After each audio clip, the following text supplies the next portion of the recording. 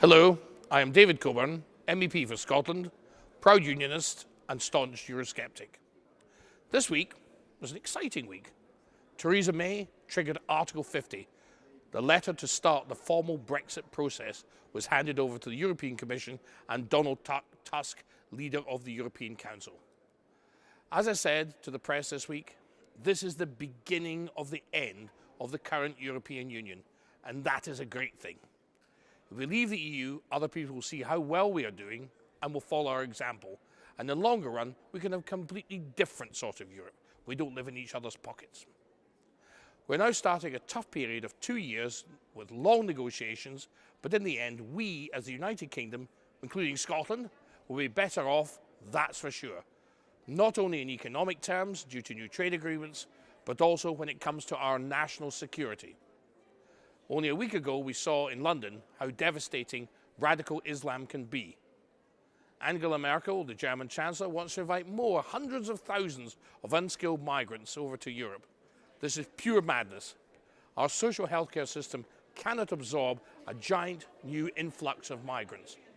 With Brexit, we regain full control of our borders, and we, as the United Kingdom, will decide who is and who is not allowed to enter our country.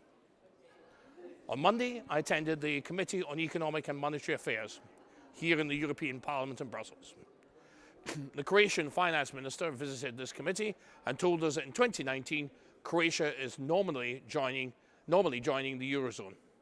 I explained to Mr. Marek that this may not be a very good idea for Croatia. The Croatian Republic has youth unemployment of 40%, and when they join the Euro, they'll need to implement an austerity program like Greece, and a hard internal devaluation will be necessary. It's impossible that the Eurozone will survive absorbing countries with these sort of difficulties. Sooner or later, the monetary union will fall apart. This will cause a new banking crisis on the European continent. For this reason, it is essential for the UK to leave the EU before this new crisis erupts and costs us billions of British taxpayers' money. That's a good reason why Scotland should even contemplate such a thing, and why the First Minister has really lost the plot on getting back into the European Union. Next week, Guy Verhofstadt is visiting our EFDD group to talk about his negotiating position on Brexit. The EU federalist Verhofstadt has been appointed as negotiator on behalf of the European Parliament during the Brexit talk. But Verhofstadt is already coming up with a small report full of Euro craziness.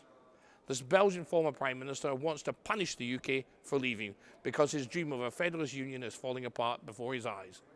The odd thing is that the Parliament is not formally taking part in the Brexit negotiations for the next 2 years. Verhofstadt seems to have been given a non-job as a prize for not becoming President of the Parliament. Next week, we're in Strasbourg, and during this plenary session, I'll provide you with a new update of current affairs according to Coburn. Have a good weekend.